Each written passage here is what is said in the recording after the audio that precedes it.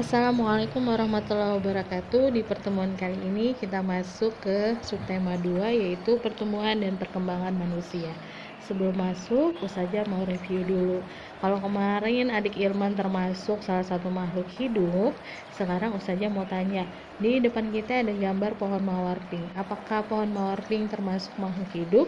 Kita lihat bagaimana kesehariannya ya. Pohon mawar ini makan melalui akar, kemudian akar pohonnya bergerak mencari air. Lalu dari biji yang kecil kemudian dia tumbuh menjadi pohon mawar pink. Berkembang biak, bernapas melalui daun, dan peka juga terhadap rangsang atau iritabilitas. Dari penciptaan pohon, Allah buatkan perumpamaan manusia. Pohon yang baik, akarnya kuat dan cabangnya menjulang ke langit.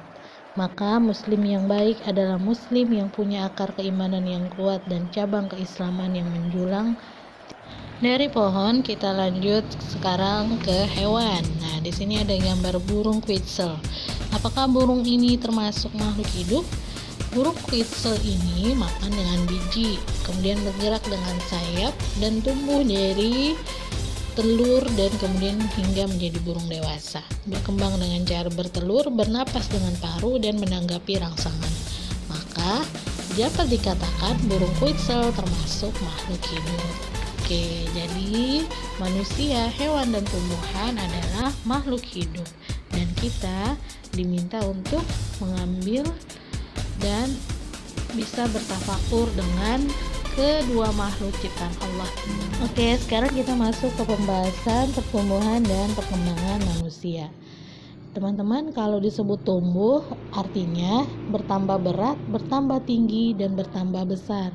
Kemudian jika disebut berkembang, maka berkembang itu perubahan pada kemampuan, kematangan fisik dan emosi, juga pikiran yang menjadi semakin dewasa. Jadi dapat disimpulkan pertumbuhan manusia akan berhenti saat dewasa dan perkembangan emosi dan pikirannya akan terus bertumbuh. Contoh sederhananya seperti Ustazah ya.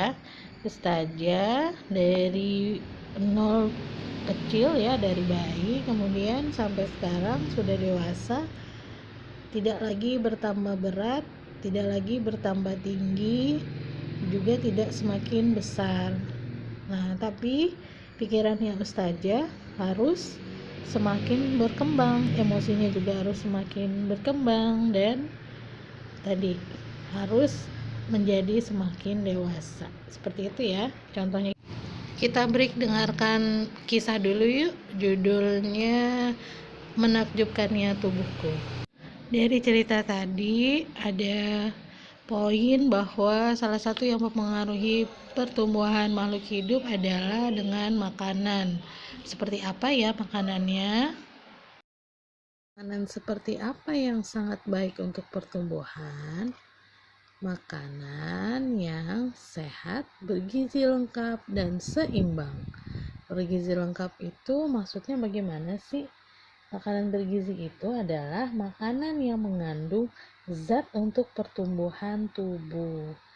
Nah, contoh zat makanan yang dibutuhkan misalnya protein, karbohidrat, lemak, vitamin, juga garam. Lalu bagaimana perkembangan dan pertumbuhan manusia dalam Islam? Di fase 0 sampai 2 tahun, bayi mengalami pertumbuhan otaknya 50% ya. Kemudian di usia 2 sampai 7 tahun otaknya juga bertumbuh sebanyak 50%, begitu juga intelektualnya. Jadi berkembang intelektualnya juga bertumbuh otaknya juga, fisik otaknya ya. Jadi fisik otaknya di usia 7 tahun itu sudah sempurna, sudah hampir sempurna, intelektualnya masih setengahnya. Kemudian di 7 sampai 10 di sisanya teman-teman ya. 50% perkembangan intelektualnya menjadi sempurna. Di masa ini, di masa tamyiz ya, 7 sampai 10, teman-teman sudah diharapkan bisa membedakan baik dan buruk. Terus kalau sampai sekarang masih belum, berarti coba dirunut, jangan-jangan ada yang masih belum diinput sama umi sama abinya ya, perkembangan. Tapi jangan khawatir, teman-teman masih bisa tetap mengembangkan intelektual teman-teman dengan tadi ya, kalau akalnya harus terus diberi ilmu, kemudian hatinya harus terus mendekat kepada Allah. Lanjut, di usia 10 sampai 15 itu fase amrod, dimana akil balik ya, teman-teman sudah sempurna akalnya. Dan di atas 15 tahun adalah masa taklif, yaitu masa pembebanan syariah. Nah, di zamannya Islam, di usia-usia seperti ini, usia dewasa, berarti teman-teman sudah mampu memimpin peperangan, bahkan memimpin sebuah negara. Tabarakallah. Berikut Ustazah sertakan video yang diambil dari Museum Muhammad Al-Fatih Turki. Ya, di sini ada gambar panorama berisi suara-suara yang menggambarkan peperangan perebutan Konstantinopel kali itu ya.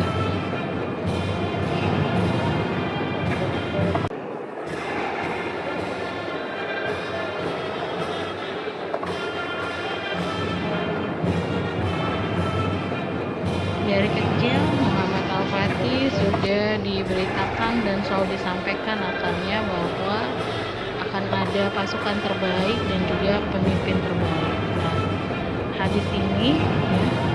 hadis ini terekam kuat di dalam otaknya hingga akhirnya Muhammad Al-Fatih beserta pasukannya pun Allah takdirkan menjadi sebaik-baik pasukan dan sebaik-baik pemimpin. Sama halnya dengan Presiden Erdogan saat ini ya. Ketika saat ini banyak masjid yang terlockdown atau tidak boleh masuk, justru Presiden Erdogan mengubah fungsi Masjid Hagia Sophia yang sudah 83 tahun lamanya menjadi museum, dikembalikan menjadi masjid kembali.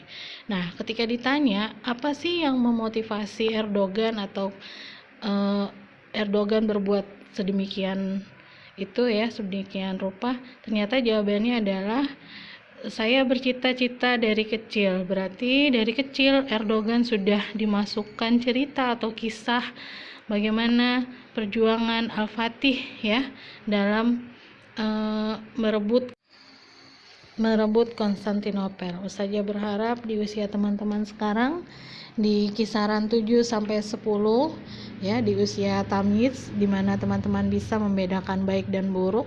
Yuk input atau masukkan akalnya teman-teman, masukkan hatinya teman-teman dengan mendekat kepada Allah dan juga bertambah ilmu dengan banyak membaca.